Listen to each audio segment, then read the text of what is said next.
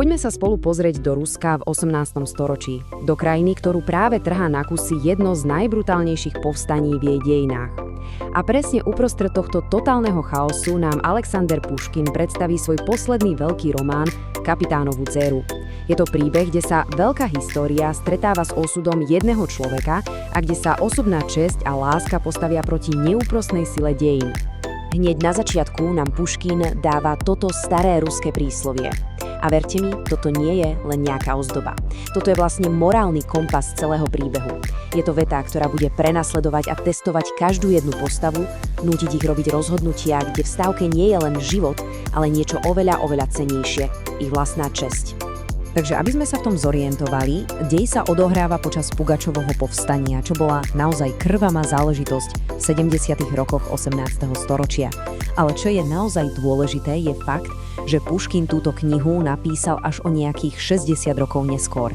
A práve tento časový odstup mu dal úžasnú možnosť pozrieť sa na tie udalosti s nadhľadom a hľadať v nich nejaký hĺbší ľudský zmysel.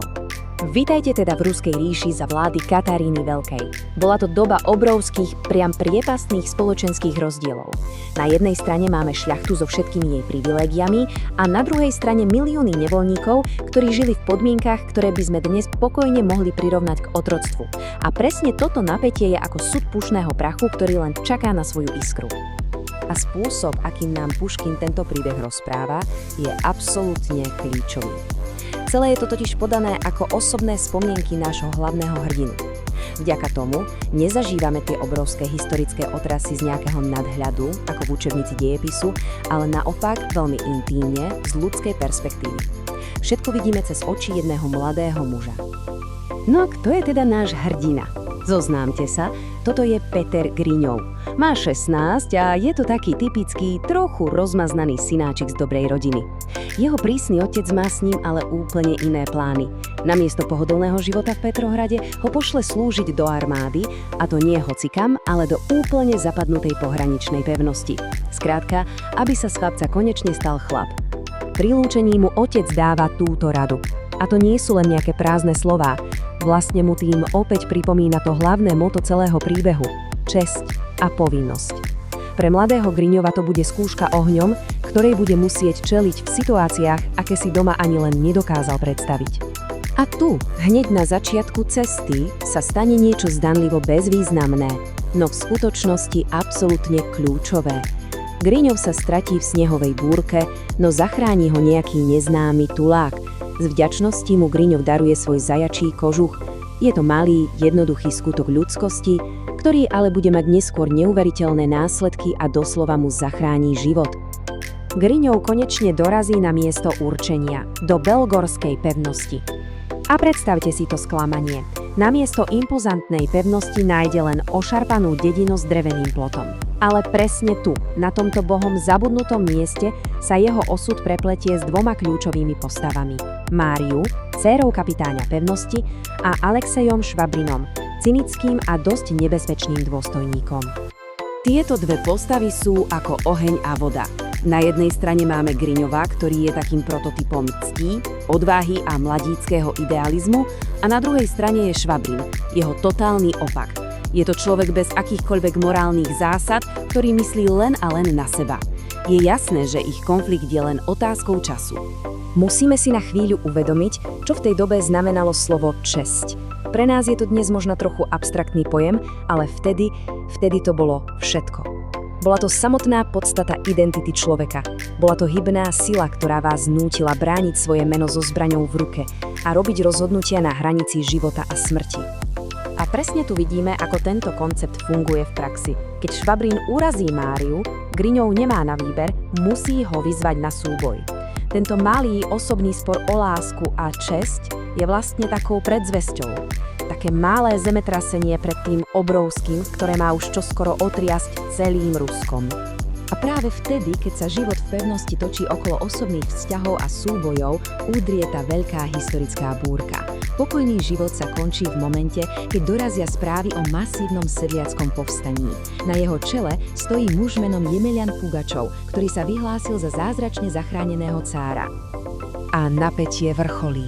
Povstanie dorazilo až k bránam Belogorskej pevnosti.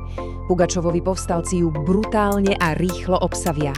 Pre celú posádku to znamená prakticky istú smrť. Tá scéna je naozaj desivá. Kapitán pevnosti a jeho žena sú na mieste popravení. A teraz prichádza na rad Griňov. Stojí pod šibenicou, pripravuje sa na smrť, pretože odmieta vzdať sa prísahy, ktorú dal cárovnej. V tomto momente sa zdá, že je naozaj všetko stratené. Jeho česť a vernosť ho vedú priamo na smrť. Alebo sa stane niečo nečakané.